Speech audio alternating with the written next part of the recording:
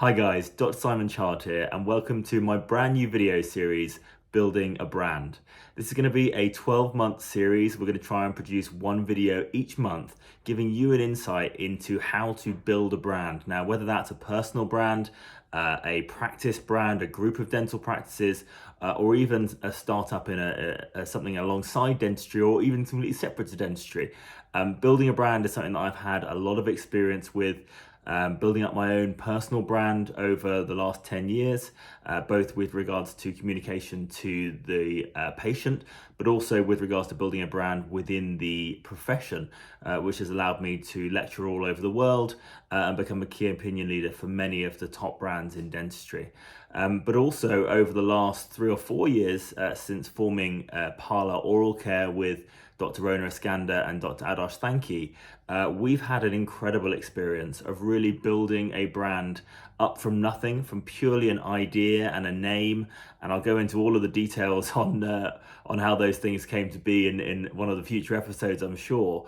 But we really created something from an idea all the way through to now a brand which has national recognition. It's on the shelves of the top supermarkets in the UK, from Sainsbury's to Waitrose, Boots, on Ocado, on Amazon. We've been on Dragon's Den. It's been an incredible journey, and we're just getting started. And so what I really wanted to do with this series was give you an insight into what it takes to build a brand. No BS, no sort of sugarcoating the realities of building a business. It is difficult, and it's something that takes a lot of hard work, but actually it's incredibly rewarding. And that's really what I want to start with today. Today's episode is going to be around starting with why. A lot of you are probably familiar with Simon Sinek. I was fortunate enough to see him actually at a dental conference in Las Vegas many years ago now. But he has this book, Start With Why, which is a fantastic read. And I know nowadays it's maybe a little bit cliche to start with this, but actually creating a compelling mission statement for your brand is the most important thing you can do, especially if you're starting now to sort of create something brand new.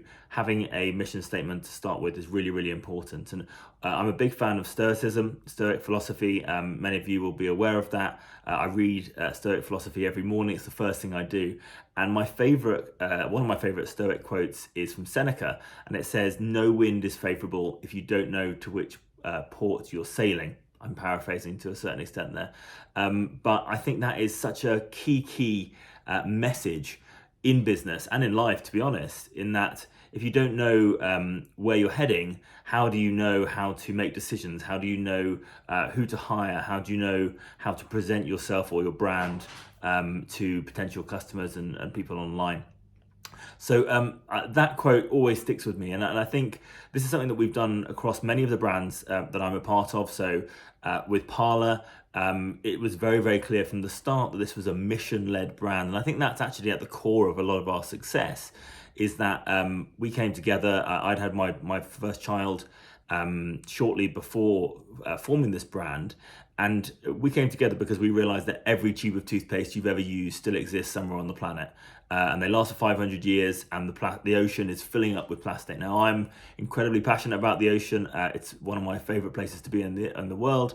And I want to protect that for my kids, because they say by 2050, if we don't change our single-use habits, there's going to be more plastic in the ocean than fish, which is a shocking statistic from the Ellen MacArthur Foundation. So for Parlour, it was a very, very obvious mission that we had. We wanted to eradicate plastic from oral care. Obviously, being leaders in the industry in oral care, we were being utilized by a lot of the big brands.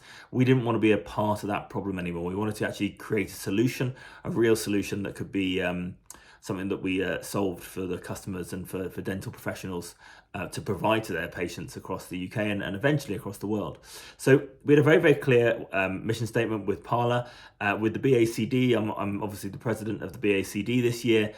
We also have a very compelling mission statement, which is to support the dental profession in providing exceptional, ethical cosmetic dentistry. And we've worked very, very hard on that. These are not mission statements that come out of nowhere, but they don't suddenly arrive at your doorstep. They do take some conscious thought, but actually once you crystallize them, it really allows you to create a compelling vision for the future.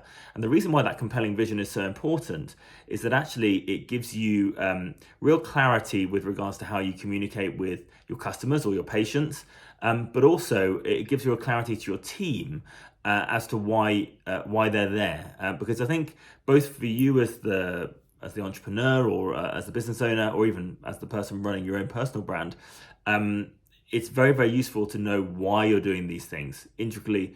I'm very much myself a goal setter, and so you set these goals, and actually if you don't have a why to act as your North Star during the difficult times, then you can oftentimes question why you're doing these things, especially if your only purpose is to make financial gain, which is obviously a part of business, but doesn't have to be the only reason that you're doing these things. So starting with why and having that compelling view for the future is really important for your own mental health and your own development through the entrepreneurial cycle that we all go through. It is very much a roller coaster of emotions, but it's also really important for your team. And as your team grows, as you maybe can't be quite as hands-on with your team, actually having a really clear and concise mission statement for why they're there can really help with team retention, team happiness, and therefore obviously the quality of the service that you're able to provide, whatever the industry is.